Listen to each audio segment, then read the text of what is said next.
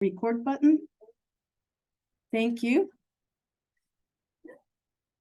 Thank you, Zeynep. Okay. Okay, so it's my great pleasure and honor to introduce Zeynep Simavi, ARIT's director in Istanbul. She's been here in her position since 2019. She's endured the pandemic, and now she's finally, before us, started the hybrid lectures. We're very jealous because we really miss having an audience and meet people in person in Ankara. So it's also a great opportunity tonight to honor the 100th year of the Republic, the foundation of the Republic of Türkiye. We wanted to have more lectures about honoring the 100th year and the relations between Turkey and the US and other places. So let's just say that this is the first step, and we will continue in the 101 year, 102 years. So we will continue with similar lectures focusing on the foundational period of the Republic in the near future. So Zeynep has been a curator at the Freer Gallery of Art and Arthur Sackler Gallery before she got to Türkiye, between 2012 and 2019. She was a program specialist for scholarly programs and publications, managing editor of Ars Orientalis and Freer Occasional Paper Series. And before that, she was a research assistant to the chief curator and curator of Islamic art. She worked previously at the Textile Museum in Washington, the National Museum of Women in the Arts in Washington, D.C., and she also was a Turkish instructor in the Near Eastern Languages Department of the U.S. Department of State Foreign Service Institute. She has a BA from Boğaziçi University in Western Languages and Literatures, and MS in Media Culture Studies at METU. She also was at the Sotheby's Institute of Art in London and Georgetown University, also in Washington, D.C. And then she recently received her PhD in Istanbul Technical University in art history in her research topic, contextualizing the age of Sultan Süleyman the Magnificent, perceptions of Ottoman art in the US between 1929 and 1987. So today she will share with us some of her research she conducted during her dissertation adventures, let's just say, and also focus on sort of the impact between Türkiye and the US on the development of sort of presenting and representing Islamic art outside of the country. So her lecture is entitled Perceptions of Ottoman Art in the United States, a century-long artistic relations between America and Türkiye. So it's with great pleasure, I invite Zeynep to the podium. Thank you, Edith, for the very kind introduction, and thank you all for being here tonight, both in the auditorium and over Zoom. It's really nice to see such an interest on this topic. And as Edith said, we were thinking about ways to, how to honor the 100th anniversary of the Republic, and we thought about maybe, organizing a lecture that would focus on the relationship between our two countries. Turkey and the United States would be a meaningful one, and especially since ARIT is here to, support the research on the humanities and social sciences of Turkey. We thought maybe one focusing on the artistic relations between Turkey and the United States would be even more fitting. And I will take you on a ride that is, 100 years long. It will be a long one, but I'll try to do it speedy and concise as possible, but it will probably take an hour or so. So please bear with me. And of course, at the very end, I'll be more than happy to answer questions, receive feedback and comments. Okay, so let's start. In the United States, first encounters with Islamic cultures took place later than that of Europe. Although travel to the Near East and Holy Lands were popular among the wealthy Americans, for the general public, the world fairs, where they had their first encounters with Islamic art, arrived to the American cities a few decades later than of the first international exhibition of 1851 in London. The first public museums in the United States also appeared around the same time, in the second half of the 19th century, and the artworks from the Islamic lands that were on display were mostly loans from the private collectors in the country who later gifted their collections to the museums. In line with this, Ottoman art was also a rather unknown subfield of Islamic art history. United States lacked the centuries-long history of encounters and exchanges of cultural artifacts that the European powers had with the Ottoman Empire, so Ottoman art was not well represented in American collections. And when the wealthy American patrons emerged on the art collecting scene in the 19th century, the restrictions on the export of art and archaeological material had already come into effect, preventing individuals taking cultural artifacts out of Turkey. Both the lack of Turkish material in the American collections and the inaccessibility of collections in Turkey to the researchers due to the shifting political circumstances until the first half of the 20th century have played a role in this understudy of Ottoman art history. But despite this lack of access and hence of knowledge, a young scholar whose early career spent in Turkey played a prominent role in establishing Islamic art history as an academic discipline in the United States. Okay.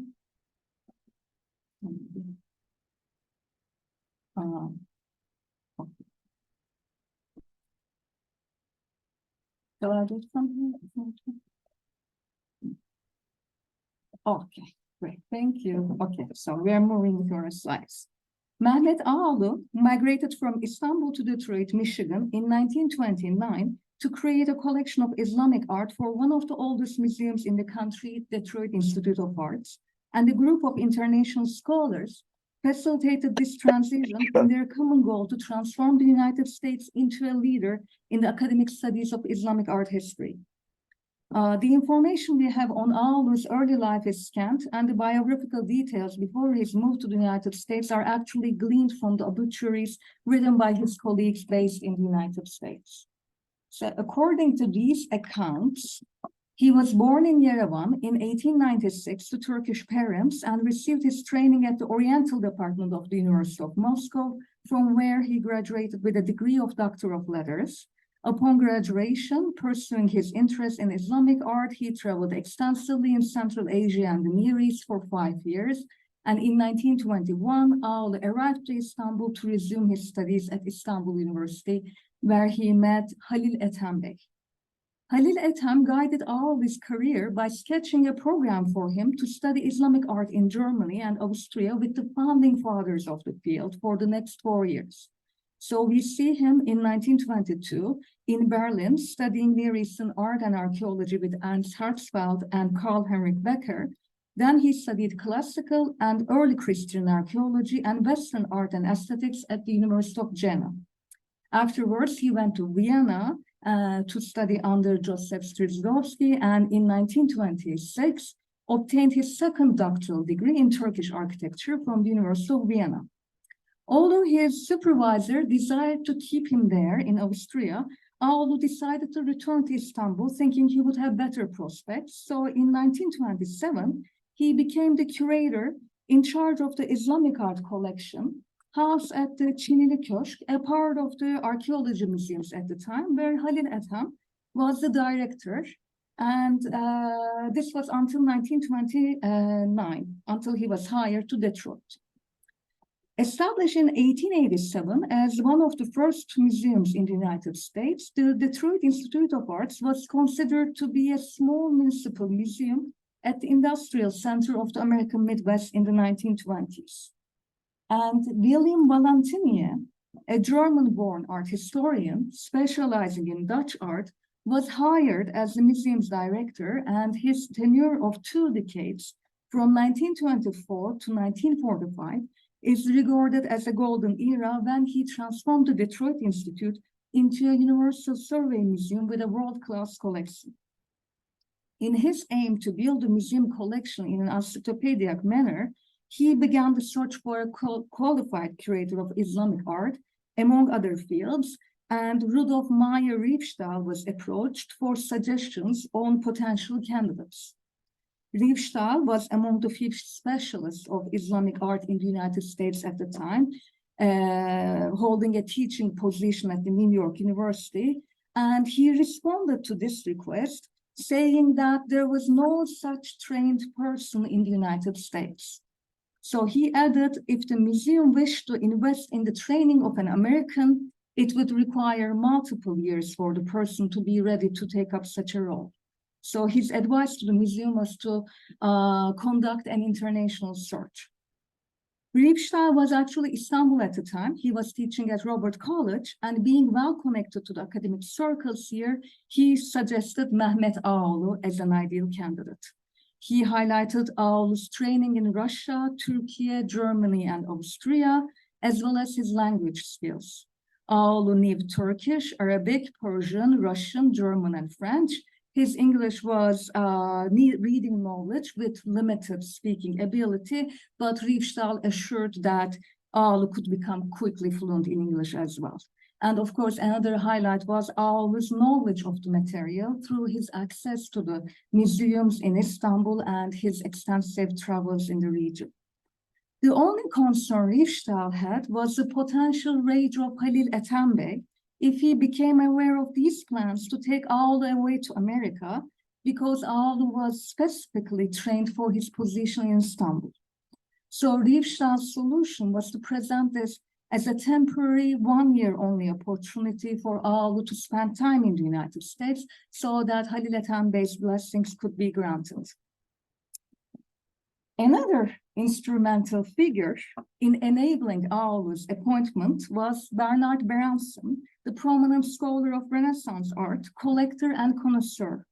In 1928, Berenson spent considerable time in Istanbul, where he got to meet and acquaint himself with Ağaoğlu. So Riefstahl suggested Valentinier to get an assessment of Ağaoğlu's personality and scholarly qualities.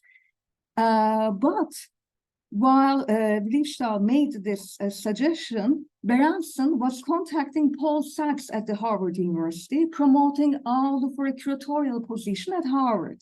So you see an excerpt from this letter. And here Berenson says, I really don't see him in Detroit. My ideal for him and Harvard would be that he profess Islamic art in my beloved alma mater. And he also adds, it is a far more important field than I could have imagined before going to Turkey. Ağaoğlu has moreover material up to his sleeve and ideas which will make him an ornament to any institution that can claim him, and I should wish it to be Harvard. So, as well as demonstrating Berenson's investment in the flourishment of Islamic art history in the new continent, these correspondences among the leading scholars in somewhat different subject areas to find the perfect candidate to establish a non-existent field in the United States shows how international and well-connected the art history network was already in those years, and of course, the attention that they gave to the Islamic art history. So going back to Ağaoğlu, further inquiries were made about him in the German-speaking Islamic art network, and after what seems to be a thorough background check, Valentinier offered Ağaoğlu the position of assistant curator.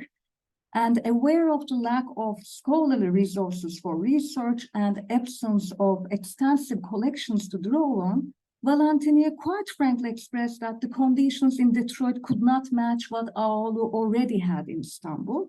But he said, he could build a new department and educate the people in town. Upon receiving the offer, Al immediately accepted the position, and it was agreed that he would come to Detroit in September 1929. So upon his arrival, the first undertaking of Al was to organize an exhibition that would bring together all schools and mediums of Islamic art. The few exhibitions that took place in the American museums from 1910 onwards focused only on a certain medium and represented the material in ethno-racial terms such as Persian, Indian, Turkish, etc. Therefore, Aulu's aim to represent the Islamic art tradition as a whole was the first in the United States at the time. We don't have a photographic record of this first survey exhibition. Here you see the cover of the catalog, but the catalog gives an idea about the content of it. So we know that there was 171 objects, and it featured works of calligraphy, manuscripts, miniature and lacquer paintings, pottery, glass, metal works, as well as works in ivory, stucco, wood, carpets, and textiles. This first survey exhibition echoed actually the conventions of its time, where prominence was given to Persian art in terms of the objects featured. The commonly held belief based on ethno-racial characteristics determined that Arab art was appreciated for the early Islamic and medieval periods. Persians were considered to bring the very qualities to Islamic art that were most deserve to be appreciated with their decorative repertoire, whereas the Turks were renowned for their weaving traditions. I mean, it is really too far-fetched to claim that Aulu hierarchized the contributions of different ethnic groups. He did not do that. He outlined the origins and development of each medium at different time periods and different geographies that Islam ruled as a religion. The underlying message that he conveyed, after all, was one of unity, which the Islam religion provided the basis of.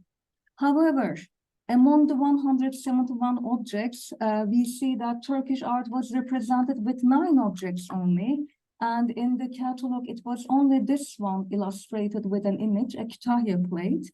So among these 9, there were 4 ceramics, 4 brocades, and a carpet as representations of Turkish art. So I guess it also shows the lack of material in the United States as well. And Turkish painting was totally absent in the exhibition. And it is interesting that in the catalog, Aulu stated that the Persians surpassed all others in the Islamic painting tradition, whereas Turkey furnished but a poor soil for its development. So, I mean, this really is interesting because, in contrast to his contemporary scholars in the field, with his access to the collections in Istanbul, one would think he must have been more knowledgeable about the Ottoman book arts, but that was not the case. But we have an anecdote shared in a letter by Rudolf Riefstahl addressed to Beranson, and it gives a limited but interesting glimpse into Aulu's time in Istanbul. In March 1929, before Aulu moved to Detroit, Riefstahl enthusiastically reported on Aulu's discoveries in the Topkapı Palace Library, claiming that, quote, the entire history of Islamic miniature painting will have to be first written or rewritten on the basis of the Istanbul material, end of quote.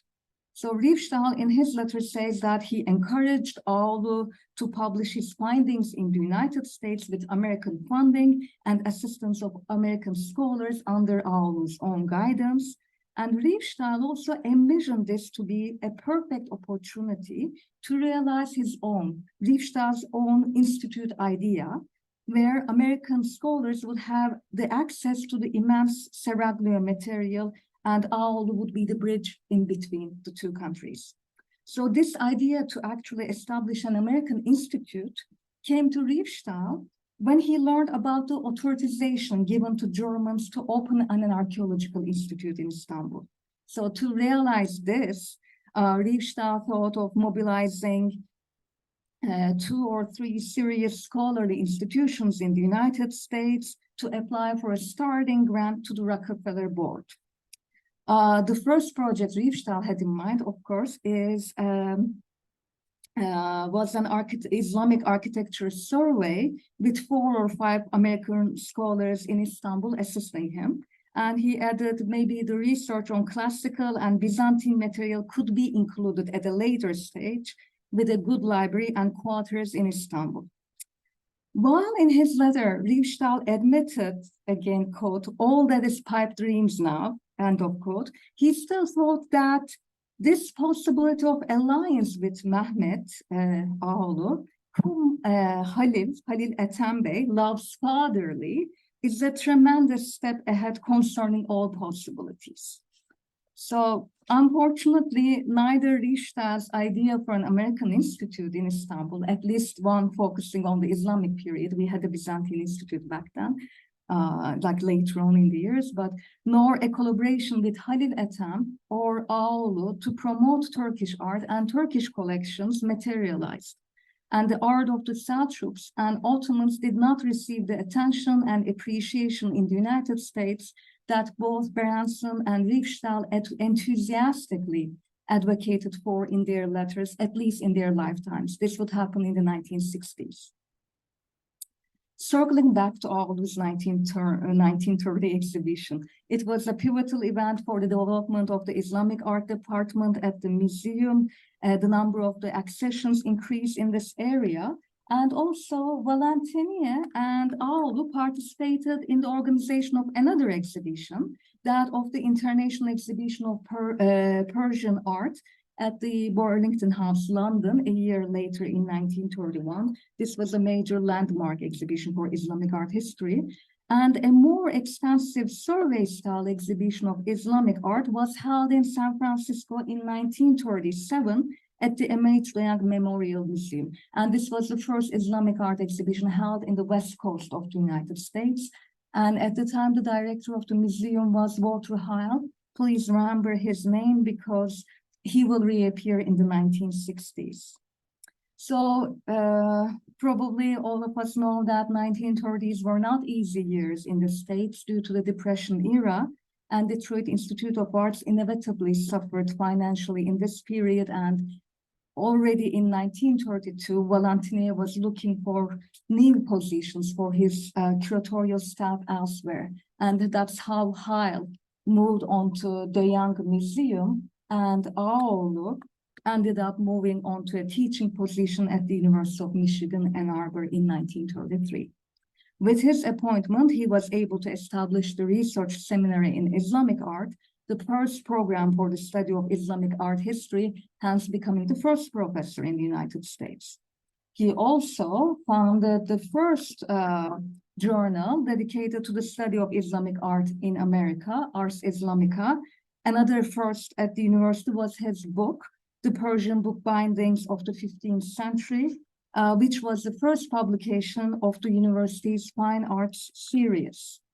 And in 1934, during his visit to Iran, on the occasion of the millennium of poet Firdevsi's birth, Ağaoğlu traveled to other Near Eastern countries, establishing scholarships for students from the Near East to study at Michigan, hence diversifying the student body of the university. And the research work for his second book, published in the United States, was also conducted during this visit. You will see here the Safavi rugs and textiles, the collection of the shrine of Imam Ali at Al-Najaf is another significant contribution to the field, as non-Muslims were not allowed to enter the shrine. So as a Muslim scholar, he was the first person to study the material. In 1938, Ağaoğlu resigned from his position at the university, moved to New York, became an independent scholar working on what he called the Corpus of Islamic Metalwork, an ambitious 12-volume publication project on the Islamic metalwork from the 7th to the 18th centuries. He was not able to complete this project due to his premature death in 1949. But in the unpublished foreword of the corpus, this is what he wrote.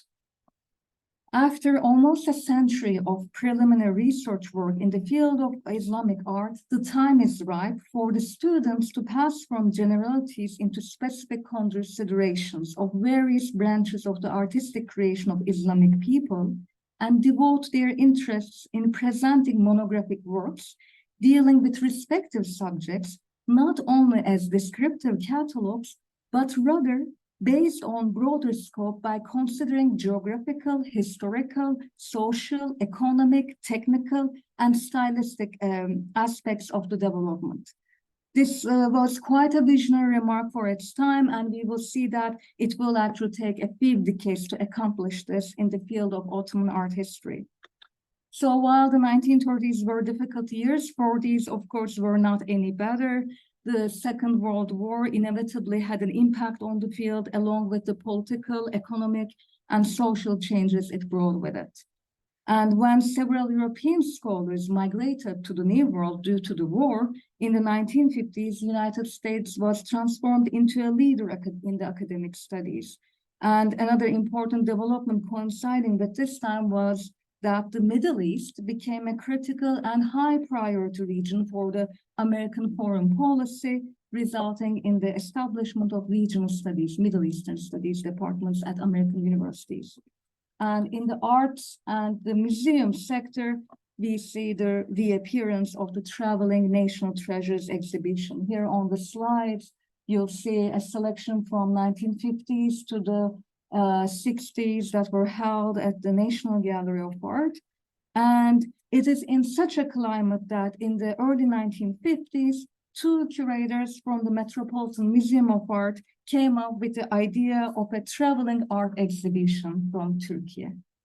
These are Maurice Demant, the curator of Islamic art, and James J. Rorimer, curator of medieval art and director of cloisters. So in 1951, September, we see Demant in Turkey, in Istanbul for the Congress of Orientalists. And then in November 1951, Rorimer also traveled to Istanbul and Ankara to discuss the exhibition project, where he met with Aziz Ogan, Cahit Kınay, and other museum directors and Turkish ministers.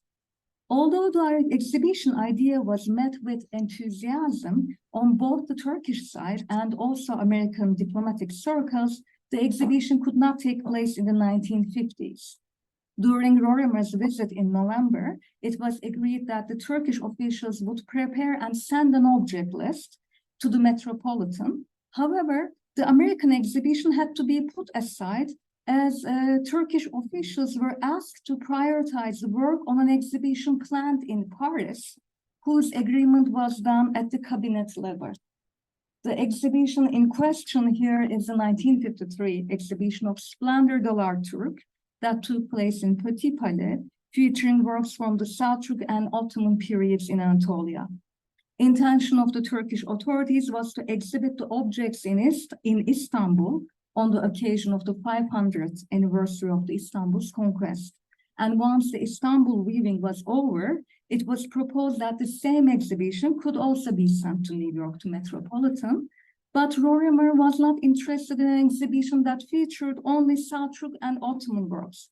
For him, it was really crucial to include objects from the ancient Anatolian civilizations and Byzantine periods. At the end of the decade, in 1959, Turkish Information Office also tried to revive this exhibition idea by contacting Rorimer, who became the director of Metropolitan at that time. And then that same year, in Turkey, we have the first International Congress of Turkish Art taking place at Ankara University, organized by Suud Kemal Yetkin. And Ernst Grube, Metropolitan's curator of Islamic art, was in attendance. And from the Congress, he wrote a letter to Rorimer, reporting that he had a long and fruitful talk with the Turkish officials here. And he said the Turks were, quote, in favor of an exhibition of Turkish art, much more than in an exhibition of any kind of great works of art in their collections, end of quote. So Rorimer, hearing this and not willing to take on the work of an exhibition that he was not artistically too excited about, responded with a definitive no.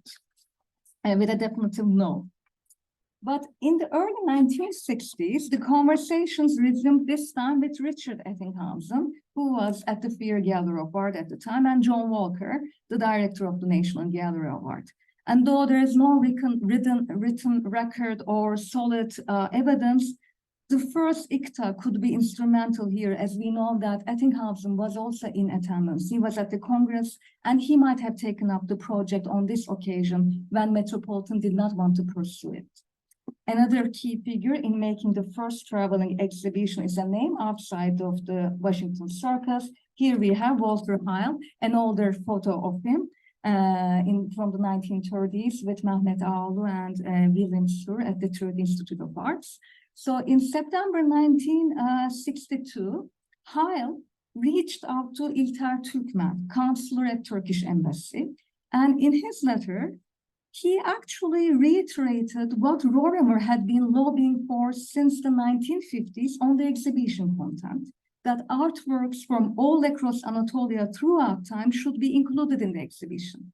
But Heil also included other logistical details that were in line with the points expressed by Ernst Grube when he was writing from the Congress.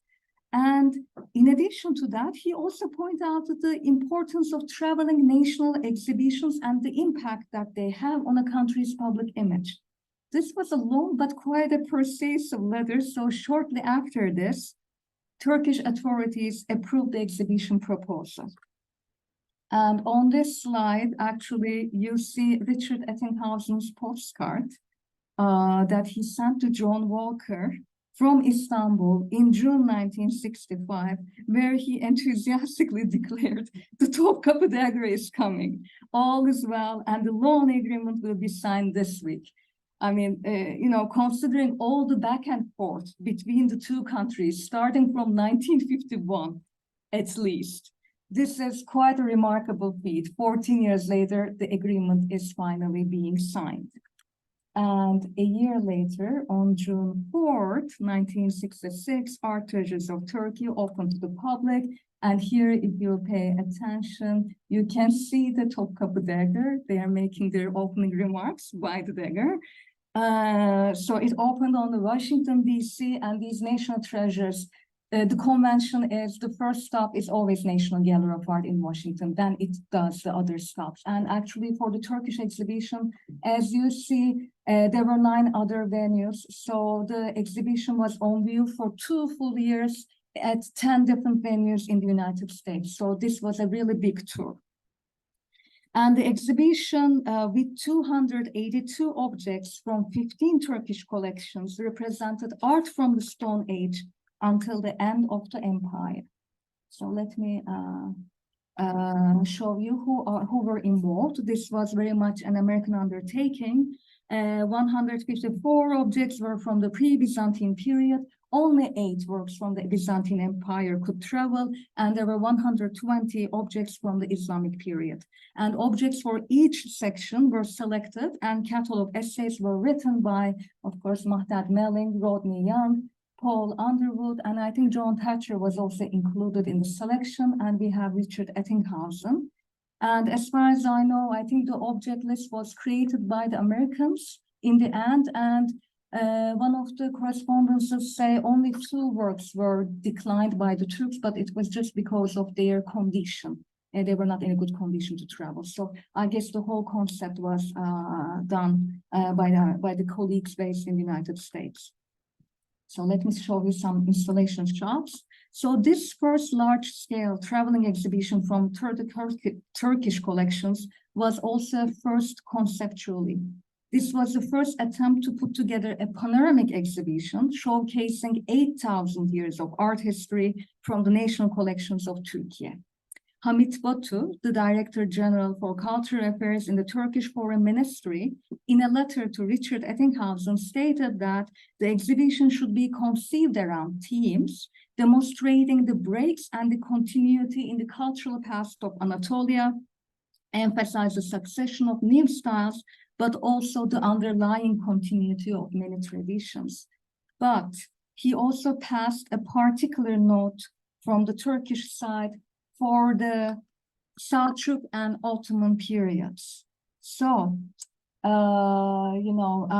said, the Selçuks and the Ottomans, although in many cases using themes borrowed from Persian and Arab cultures, have evolved original styles, which to the specialists at least are quite different in spirit and in many respects distinctly Anatolian. This is not widely known, and the exhibition Art Treasures from Anatolia will be the more interesting if it succeeded in presenting to the general public for the first time the original characters of these two different styles. So they really want to distinguish themselves from the other fields in the Islamic tradition. So during the 2-year tour, the exhibition reached close to 350,000 visitors across the United States, and in press, arts writers praised the exhibition for its overall content, but they had differing views on the artistic merits of the cultures presented. In contrast to the expectations in the 1950s, when the American museum professionals thought that an exhibition only on Selçuk and Ottoman works would not attract audience, in the late 1960s, the reviewers actually gave at least as much and at times even more attention to the artworks from the Ottoman period, especially Topkapı treasures, of course, than the earlier civilizations, indicating a change in taste, perhaps triggered by a popular movie taking place at Topkapı. So released in 1964, the film Topkapı might have, of course, ingrained an image of Topkapı Palace with its treasures on the general public.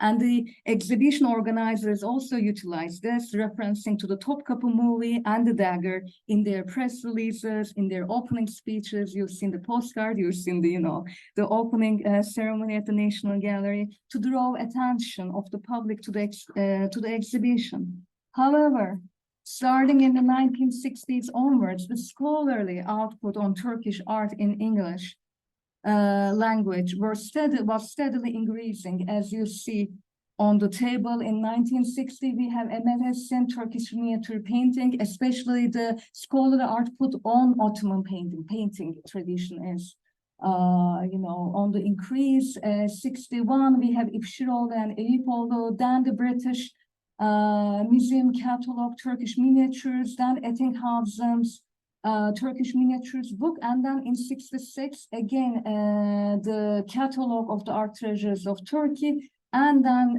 again, Ettinghausen project, the Skira publication of Treasures of Turkey, and we have in 71, Oktan Aslanapa.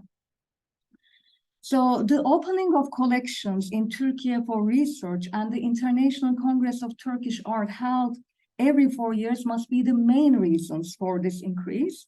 Considering this output in English language, one would think that 1970s would be the high moment for Turkish art on the international arena.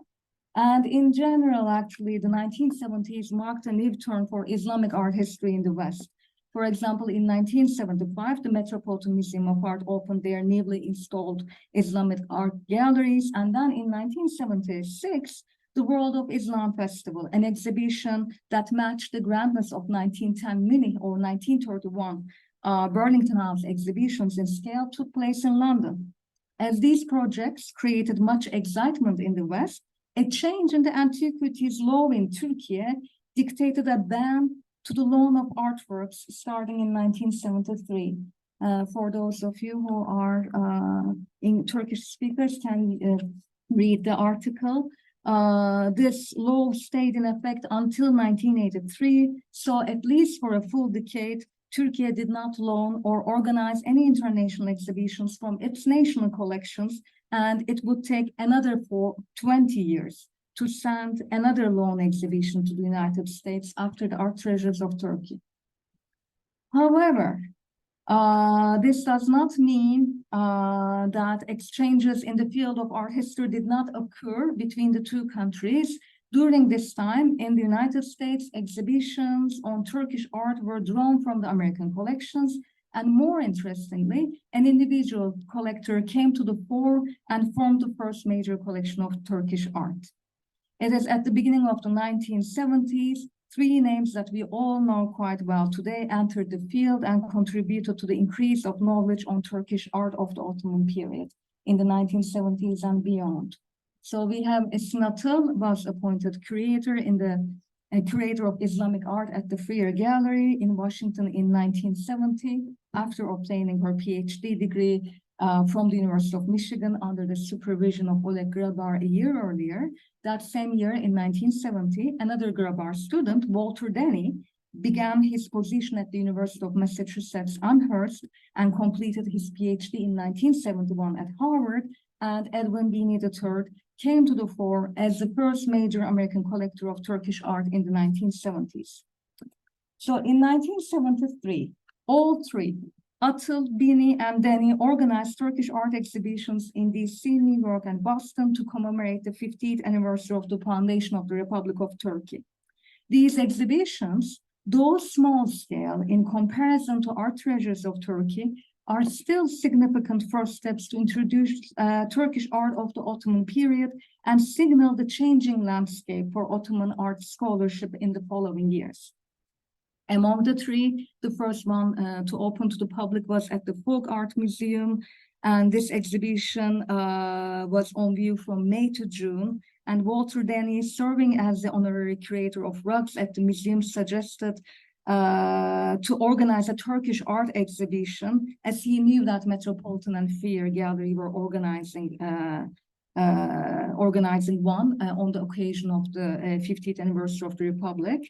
And Denny envisioned this exhibition as a small, long show of 16th and 17th century Ottoman art, consisting of miniature paintings, calligraphy, ceramics, military banners, textiles, and rugs from the New England public and private collections, as well as the folk collection.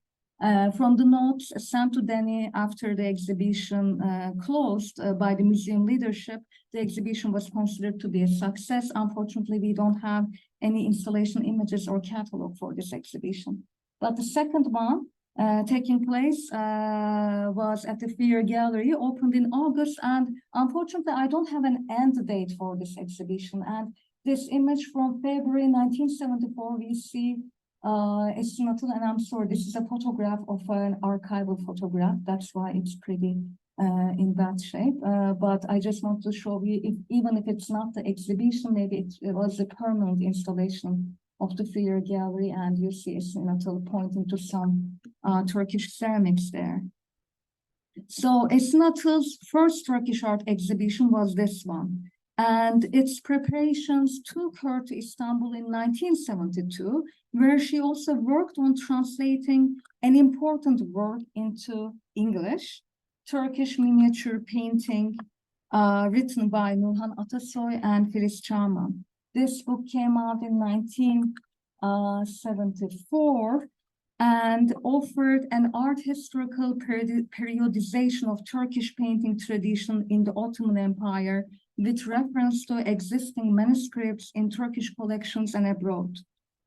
And Atıl's catalog for the Freer exhibition, which you see on the left, published with support from the Cultural Affairs Department of the Ministry of Foreign Affairs of Turkey, offered a very similar historical periodization in shorter form and came out a year earlier in 1973 than Atasoy and Çağman's work.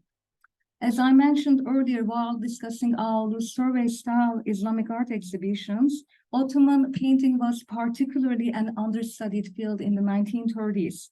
In the 60s, with the appearance of new scholarship in English, of course, the circumstances began to change. And Ottoman painting was, of course, naturally included in Art Treasures of Turkey as well, but they were not the highlights. With Nurhan Atasoy, Filiz Çağman, and Esin Atıl's scholarship in the early 1970s, we see that research on Ottoman painting is taken to a new level. Until their publications, a periodization of Ottoman painting did not exist the way that they established. And in the earlier scholarship, there was not even an emphasis. They referenced it, but they never emphasized the Royal Manuscript Workshop, Nakkaşhane, or the Artisan Guild, Ehlihre, and the central role they played in the artistic production of the empire. They were used mostly for taxonomic purposes in the earlier scholarship. But Atasoy, Çağman, and Atıl investigated the context of production and pointed out the role of Nakkaşhane in the formation of an Ottoman visual language. And this was a first at the time and signaled a new turn in research. And Esinato, in her 1973 catalog, took this even one step further and emphasized the transfer of visual vocabulary from one medium, from the book arts, to the ceramics, through the Nakashana artists in the ceramics section of the book. So in her catalog, we only have 25 works because Freer only had 25 works, and 10 of them are representing book arts and 15 for ceramics.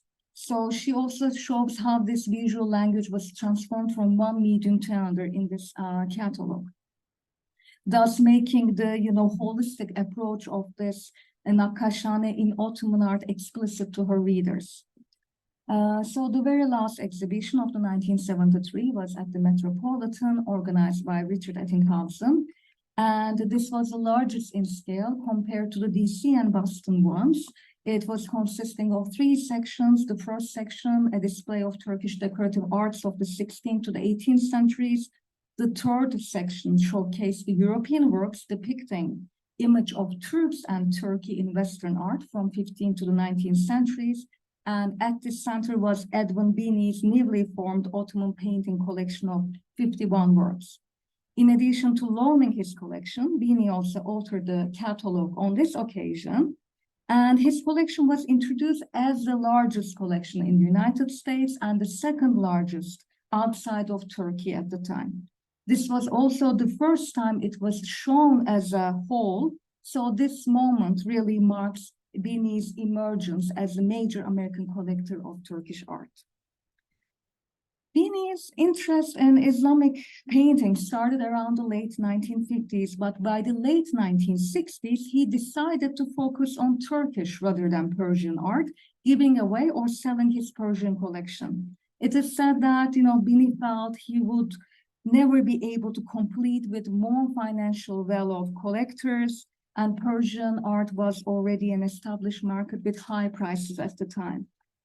So when he bought his first Turkish painting on the left, the Sultan Mehmed III enthroned, he did not seem to have a specific purpose. So his early purchases here you see on the slide, he commented on them as either curious or in decent condition, low price, or if it's high price because there was a lot of competition and he liked to compete in the auction room, or he just thought it was unfindable as Turkish items were in the market back in those years. But then a shift occurs in 1968. There's a drastic increase in both the number of Bini's acquisition of Turkish art and his enthusiasm on everything available that is Turkish in the market. Of course, budgetary concerns might have played a role, as they say, shifting his attention from Persian to Turkish art. However, we need to consider the art historical developments. They must have had an impact on his decision to focus on Turkish.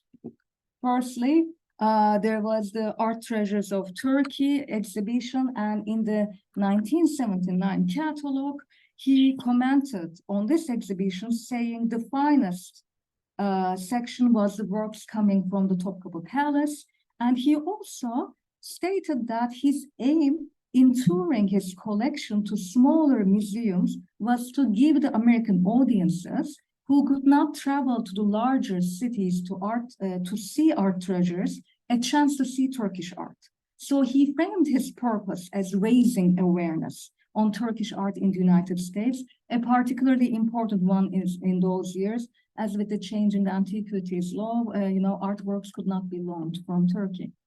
Another reason could be Richard Ettinghausen. He must be instrumental in directing Bini's attention to Turkish art. Ettinghausen played an important role in the organization of Bini's 1986 Islamic art exhibition, which were actually taking place at the same time with the Art Treasures of Turkey exhibition. And in this catalog, Bini actually has only 4 works that he attributes to Turkish art, and Richard Ettinghausen wrote the introductory section to theirs. So I think that close collaboration with Ettinghausen might have also directed his attention to Turkish art. And lastly, in 1968, we know that Bini was in Istanbul because he purchased these 2 works from the Hilton Hotel. He was staying there. But apart from this, we don't know anything about that trip. So from a few random purchases in the 1960s, in 1968, we see Bini getting excited about his new collecting area. And then in 5 years' time, he was able to put together an Ottoman painting exhibition of 51 works at the Metropolitan with a self-authored catalog. Quite a big thing. So this 1973 exhibition is his second important moment. And after this exhibition, he went on organizing other exhibitions at LACMA, Honolulu Academy of Arts, Portland Art Museum, Santiago Museum of Art throughout the 1970s and early 80s. And he also added other mediums to his collection, textiles, ceramics, metalwork. And the third important moment was his 16-day trip to Turkey in 1975 with Walter Denny.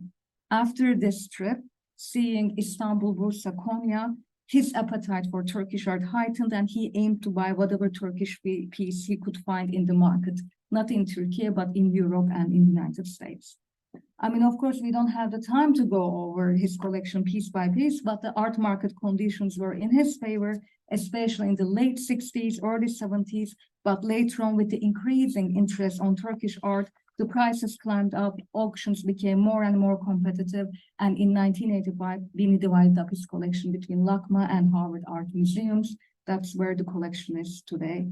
And his notes portray a collector interested in forming a collection that is as comprehensive and as representative as possible, not only focusing on what was deemed the best and the classic at the time, though what you see on the slide is the best. And actually the two on the left and at the center were also loaned to the Age of Sultan Süleyman, the magnificent exhibition later on. Though he was not focusing on what was deemed to be the best and classic at the time, but also featuring pieces from later periods, stretching into the 19th and early 20th centuries, which no museum collection or scholarly publication included at the time. So in contrast to the popular also interest on Turkish ceramics, rugs, and textiles, Bini was also pioneering collector in starting his Turkish art collection with the book arts, an important gap to fill in the American public collections. And lastly, of course, we will not do justice if we don't acknowledge his scholarly side, his constant re-evaluation of the information on the objects he purchased attests to his scholarly interests in his collecting area, his desire to share the most accurate information through his catalogs. He published multiple with supplements, and he was constantly seeking the guidance and advice of scholars such as Richard Eddinghausen and Struve, and of course Walter Denny. So let's arrive to 1980s in our history. In 1980, we have Essinatıl's edited volume of Turkish art coming out of the Smithsonian and Abrams Press, and it had contributions by Oleg Grabar, Roderick Davison, Ülke Bates, Atıl herself, and Walter Denny and Luz Mackie. And then in 1982-83 academic year, Atıl received a Fulbright Islamic Civilization Research Award, which she used as an Ottoman art research grant. At this time, an important large-scale exhibition was in preparation in Türkiye, the Anatolian Civilizations exhibition of 1983. It was quite a significant landmark for the field of art history here, and this exhibition brought together thousands of objects from 50 museums across the country, many of which had never before been even been published or even displayed. Essinatıl edited and translated into English the Selçuk and Ottoman volume of the exhibition catalog. And for these sections of the exhibition, Walter Denny commented that scholars and the general public alike were able for the first time to glimpse the true vastness of the spectrum of Turkish art held in the collections of Turkish museums, here selected by a team of first-rate scholars whose intimate knowledge of these collections led to revelation after revelation. So Essinatıl was closely working with these first-rate scholars at the time. She was aware of all these new developments in the art historical scholarship in Turkey, very similarly to the 1972 instance a decade earlier when she was also here for her 73 exhibition. And that same year, another very important event was, of course, the change of the Antiquities Law of 1973 that banned the loan of objects was replaced with another one, allowing international loans for exhibition purposes on the condition of securing appropriate permissions. So the Age of Sultan Süleyman, the Magnificent exhibition, was among the first few that obtained the permission to travel, and Esinatıl's efforts, along with her colleagues in Turkey, to make this possible was covered in the press widely to point out the once-in-a-lifetime nature of this exhibition in the United States. So Atıl thought about organizing a loan exhibition of Turkish art as early as she was working on her 1973 exhibition, and her initial idea was an exhibition on Nakkaşhane. However, having to wait 10 years to realize her dream resulted in the transformation of her exhibition concept into a people-focused one, based on her personal observation as a curator in the United States. For Atıl, her success at drawing attention to an art tradition that the target public had very little previous knowledge of was telling the story through the personality and patronage of Süleyman, a fitting figure to introduce Ottoman art in a compelling way. Not only his period is considered to be the height of the Ottoman imperial power and artistic production, but also his life with military conquests, his artistic inclination, and family life offers a rich and complex story to introduce the Ottoman world to an audience who is not very familiar with it. And Atıl thought of two more attraction points in the American context. The first one was the Ottoman visual vocabulary with its floral designs would find much relevance, especially in DC, where cherry blossoms are celebrated every spring. And the other one was a historic moment, the bicentennial anniversary of the United States Constitution. Süleyman, as we know as Kanuni in Turkey, is one of the inspirational figures for the American Constitution and is featured along with other world leaders with a bust in the rotunda of the Capitol that you see here. So the Age of Süleyman the Magnificent opened to the public in January 1987 at the National Gallery of Art and had close to 400,000 visitors throughout the 4 months. It was on view in DC. And on display were 210 objects, and the 4 interconnecting galleries of the exhibition were designed to correspond to the 4 courtyards of the Topkapı Palace, the seat of government and Sultan's residence in the Ottoman Empire. So a panoramic view of Istanbul at the entry of the exhibition and the use of our architectural elements such as columned archways, as you see here, connecting links between galleries created some sort of an immersive environment, evoking in the visitors the feeling of physically transported to Topkapı Palace. And let's look into very quickly into the exhibition, as we have many installation images here. The first gallery, Süleyman the Lawgiver, offered a broad context of the Ottoman political and religious system. It introduced the primary duty of the Sultan as dispensing justice and reserving the right to issue firmans, along with his role as the spiritual leader of Muslims, and of course mentions the Ottoman Vakıf endowment system. And for this theme, the objects featured are Süleyman's Tura, Quran manuscripts, embellished endowment documents, and furnishings from the endowed architectural complexes. The second gallery was the space where the military might of the Ottoman culture were represented. Süleyman the Magnificent wall text informed that Süleyman came to be known with this title in Europe through his military campaigns and splendor of his court, in addition to explaining the symbolism behind his ceremonial use of the sword. It also talked about the Ottomans' consciousness of their role in history and the beginnings of a new genre of historical texts appearing at this period through the illustrated manuscripts such as Süleymanname, Selimname, and many others, along with the Ottoman armor. And the third gallery, the patronage of the arts, offered the visitors a glimpse into the interior of the palace, as well as the interior world of the Sultan. while talking about the prolific production of manuscripts, precious objects of richly patterned textiles, and underglazed ceramics. It also informed that Süleyman was trained as a goldsmith and was a poet writing under the pen name Muhibbi. So reflecting the theme, of course, we have the Süleyman's divans, album drawings and illuminations by Şahkulu and Karamemi, along with Iznik and Chinese ceramics with Ottoman embellishments. But the most dramatic one is, of course, the last gallery entitled The Splendor of the Court. Upon entering, the visitors encountered the Sultan's throne, along with the imperial robes, the kaftans at each side, designed with an intention to evoke an atmosphere of the Sultan materializing in a ceremonial context like a julus ceremony. Echoing the theme, the gallery showcases the Ottoman textiles, examples of kemha, serasar, çatma, along with kaftans and accessories, rugs, quilts, cushion covers.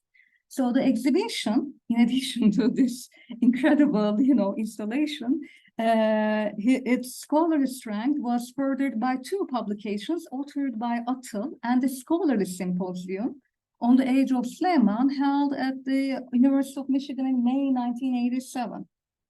So here you see the table of contents of the catalog. The catalog offers a very comprehensive view of the Süleyman era artistic production in 5 chapters. And although the objects are categorized by their mediums, Atıl does not isolate the works highlighted in each section as a standalone production tradition that do not have any exchanges with other forms of expression.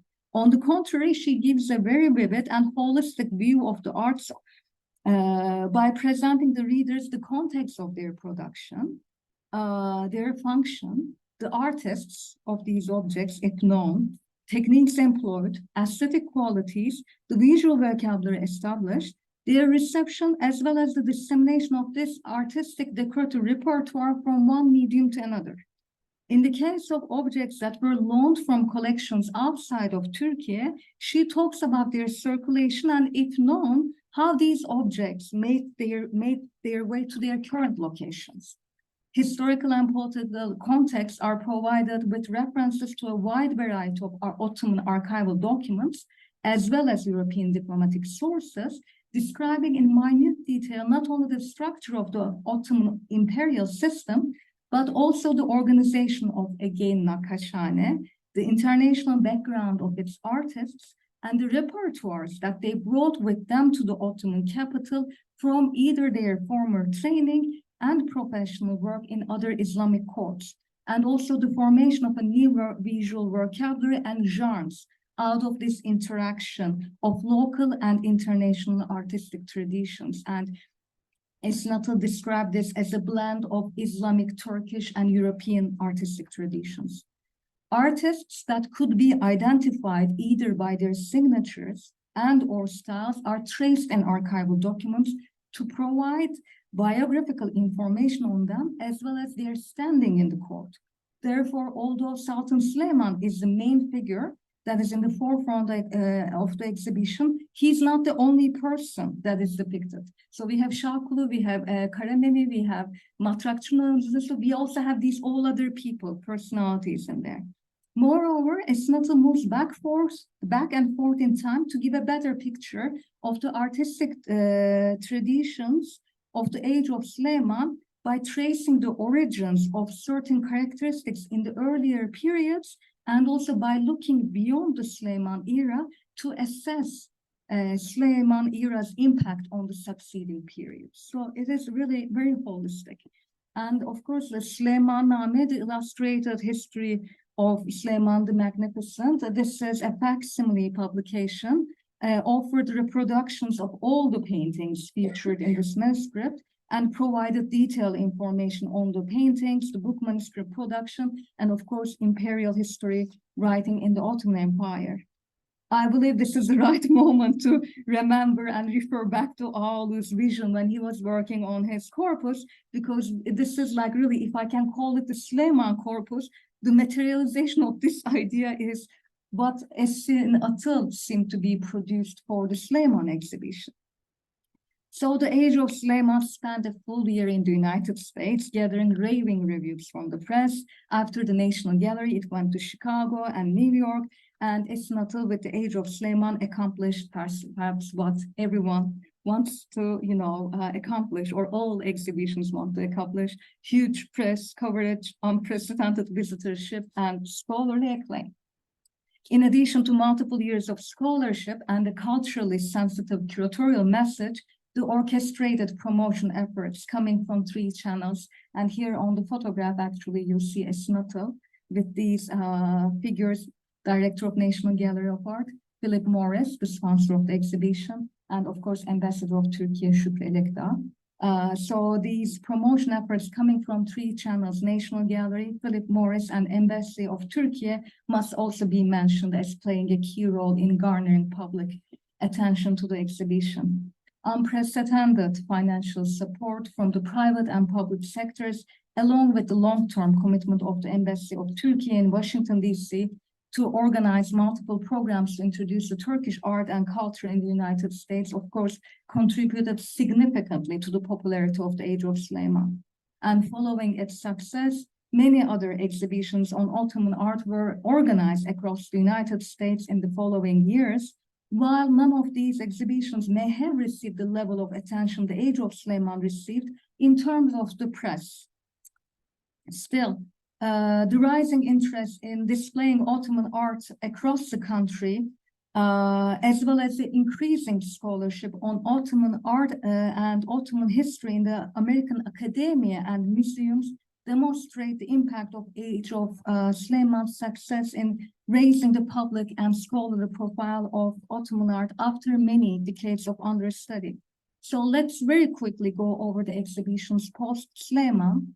So and you will see, some institutions continue to take the lead. So, for example, in 1987, we have Turkish art from the Edwin Dini III collection, celebrating his bequest to the museum, organized at Harvard. And then in 2 years later, in 89, we have the Ottomans images from the East and West at Harvard Art Museums. This is an exhibition organized by Guru Necipoğlu in coordination with her course on the Age of Suleiman. And then again, in 1992, we have Ottomans and their contemporaries, again held at Harvard Art, again organized by Guru Necipoğlu in coordination with her course on the Age of Suleiman, but a traveling exhibition from Turkey on the very same year, Splendors of the Ottoman Sultans. This is organized by Nurhan Atasoy, and you see new places appearing here. For example, it went to Memphis, Tennessee, and then traveled to Los Angeles. And the same year, in 1992, there is a 3rd exhibition that I could not find an image, but it's called Flowers and Leaves, the Ottoman Pottery of Iznik, held at the Metropolitan from their own collection. And it was on view from September 25, 1991 to November 15, 1992. So more than a year on view at the Metropolitan. And then, after the formation of the establishment of the Sadberkanı Museum in early 1980s, of course, more and more private collections and private museums come onto the stage. So, of course, at the end of 1990s, we see Sakıp Sabancı collection traveling from Turkey to the United States, letters in gold, Ottoman calligraphy from the Sakıp Sabancı collection. It was on view at the Metropolitan and then later on at Harvard Art Museums. And during the Harvard viewing, Mary McWilliams also organized another exhibition from their own collection, again highlighting Ottoman art, a grand legacy, the arts of the Ottoman Empire. And then we arrive to the 2000s, and we see Washington, D.C. coming back really strong to the scene. So we have the Palace of Gold and Light, treasures from the Topkapı Palace, Istanbul, again another traveling exhibition from Turkey. But, pay attention to the venue. It's not National Gallery or the Smithsonian. It is at the Corcoran Gallery of Art in D.C., but then it travels to Santiago and Fort Lauderdale in Florida. And then we have, of course, Sumru Belger Crowdy at the Textile Museum. And in 2000, she has flowers of silk and gold, 4 centuries of Ottoman embroidery at the Textile Museum. And again, I think the only embroidery exhibition that I remember is, you know, a very small one in the 1930s at the Metropolitan. So, and again, you see here the catalogs. You know, all these exhibitions, they come with big scholarly catalogs. So the output is, you know, like really there. And then, of course, in 2005 to 2006, we have the Style and Status Imperial Costumes from Ottoman Turkey, which was a very big hit, traveling again from Türkiye with loans from other institutions. And then in 2009, we see the return of the book arts, Faname, the Book of Omens at the Arthur M. Sattler Gallery, created by Masime Ferhat and Serpil Bağcı. And again, this exhibition and the catalog won the research award of the Smithsonian Faculty, as also the others. For example, the Sultan's Garden, the blossoming of Ottoman art at the Textile Museum, again, curated by Walter Denny and Sumru Crowdy. You see an image of the catalog, and the art of the Quran, treasures from the Museum of Turkish and Islamic Arts. This was from 2016 to 17. This is also another one traveling from Turkey, from the Türk Beysan Eserleri Müzesi, their Quranic manuscripts collection. Again, the idea born out of an exhibition that took place in 2010 at the TM. And then I think to complete our history with literally yesterday, we need to, you know, mention these 2 honors. On October 21st, a day-long symposium organized at the University of Massachusetts Amherst to celebrate the distinguished career of Walter Denny, his teaching there for 53 years. And of course, on October 27th, Guru Necipoğlu received the Charles Langmuir Medal in Washington, D.C. for her contributions to the field.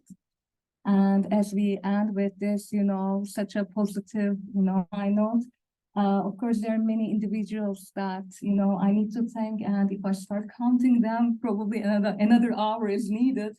But at least let me put this slide on the institutions that I was able to conduct research. And I would like to, of course, thank their, you know, staff in the library and archives and curatorial and research. But of course, there's so many people. I know some of them are in this audience, and some of them are not, well, probably with me in their hearts. They know who they are. I hope they do know. I would like to thank them. And thank you also for being with me. I don't know what time it is, but surviving this rather long lecture. Thank you.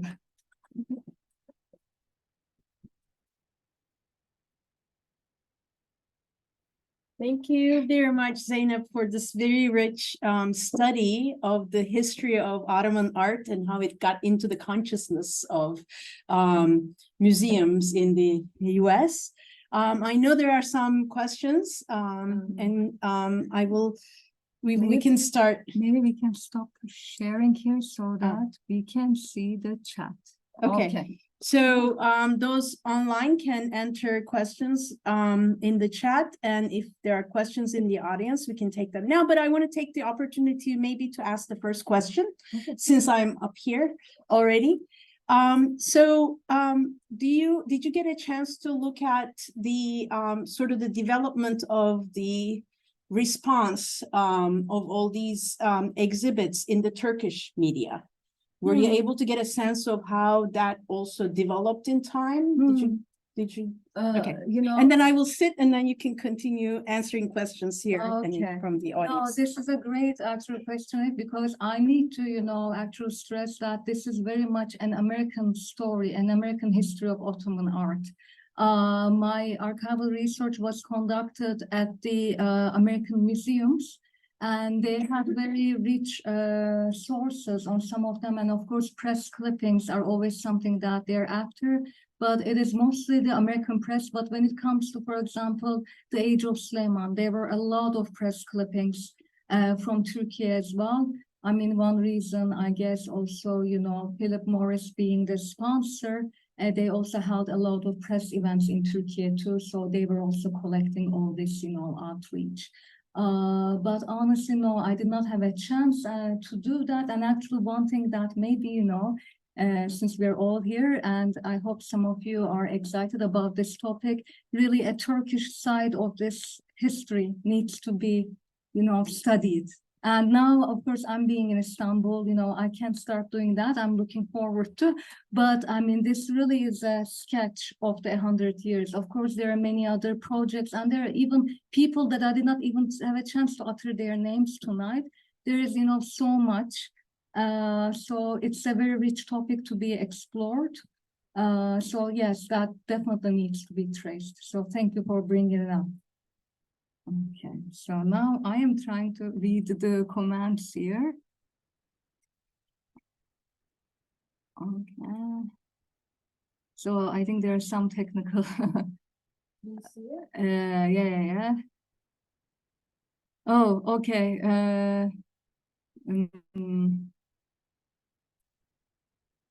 Okay, what is the current state of scholarship in the US concerning Ottoman art? Are there recognized centers?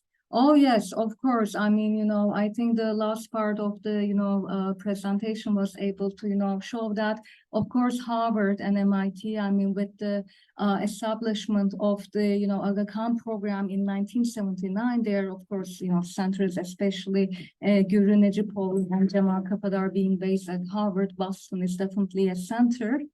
University of Michigan, where the first program was formed, is still very strong in Islamic art history. I mean, we should definitely include them. And what else? I mean, in terms of the museums, again, the Textile Museum has definitely has a great collection, and they've been also doing Ottoman art exhibitions, as I try to highlight. And of course, Washington, D.C. and the Smithsonian Institution also has been, as you saw, organizing exhibitions, and all of them are, at least majority of them are accompanied with a catalog. And they, of course, continue to scholarship, but of course, in the museum, in art history, yes, there is the academia, but the museum scholarship is also as important. I hope that answered the question. Oh, thank you. Selçuk Esenver wrote that she'll check at home for any photographs of Esnato's exhibitions in DC. Thank you. I would love that. And there are, of course, amazing comments. Thank you all. I feel shy now. I cannot read them, but if there are any questions, I'm happy to read them out. Oh, yes, Sarah.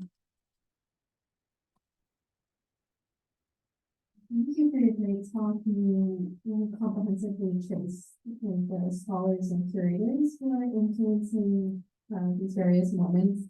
Were there any maybe recurring names of collectors and dealers and kind of the effect of the marketplace in terms of the interest in Ottoman art?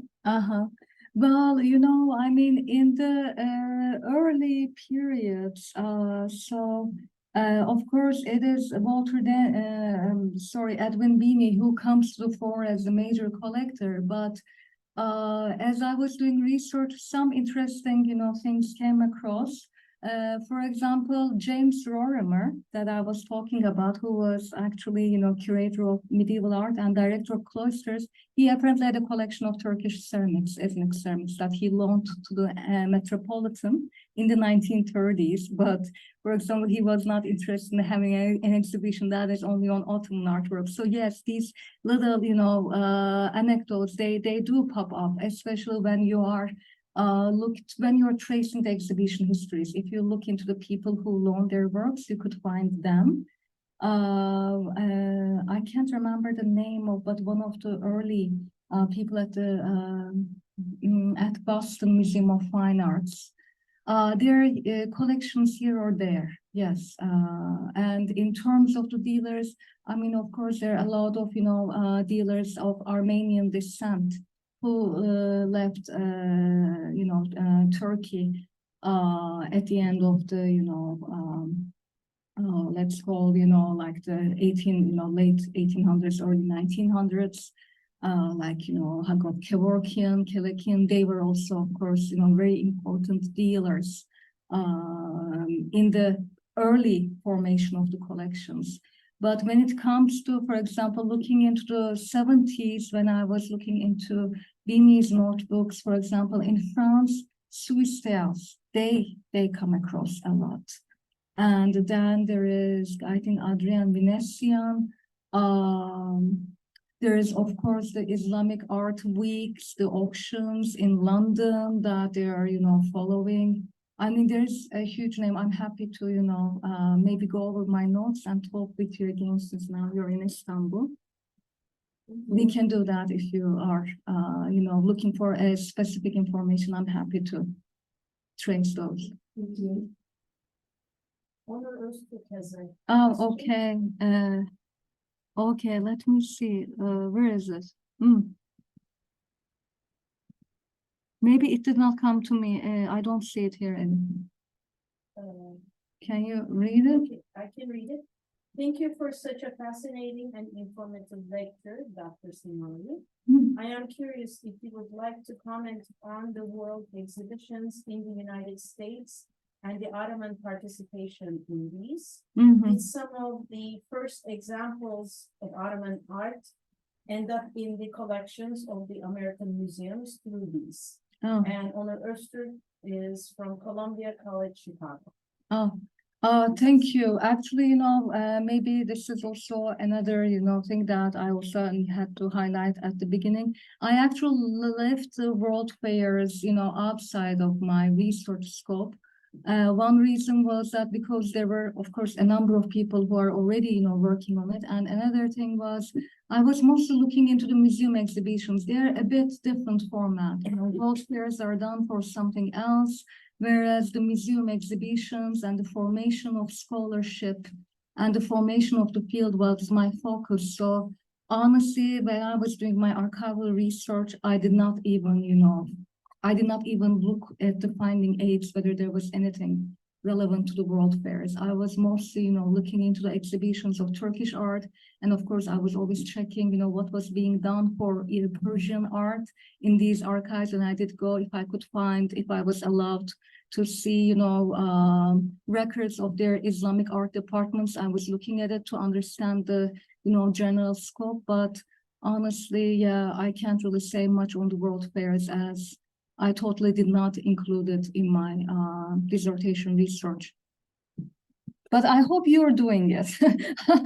Onur, thank you for the question, and I hope you're doing that. So we'll learn from you. Okay, now I see. Thank you, Onur. Any other questions? If not, thank you very much. Thank you all. And we hope that you will continue and come back and share this great work and its progression with us.